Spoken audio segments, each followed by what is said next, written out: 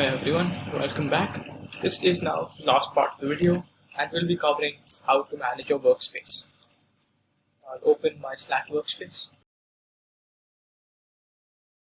It's called the menu. This is the menu. I can invite more people from here. Then if I want to create a new channel, I can do it from either here or I can even do it from here. Now preferences. We've already covered preferences and notification settings in a previous video, so I'm not going to focus on this. So this is what we'll focus on, workspace settings.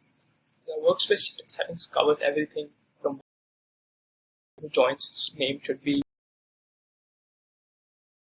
what hours can they switch on to register more for, how can they leave or join, how can you notify other members, feature, and we'll also be covering the permissions. Permissions are who can tag people in the channels. So tags like everyone channel like here can be used by default by everyone. So you need to change it to a particular set of people if you have a large team and you don't want to give everyone to tag everyone and have them notified. So you need to change these permissions. You can delete a message. Then you can also see some workspace analytics from here, who left the group, how many people were added, how many messages are sent per week, how many files are uploaded, in private channels and public channels, and how much work is being done directly.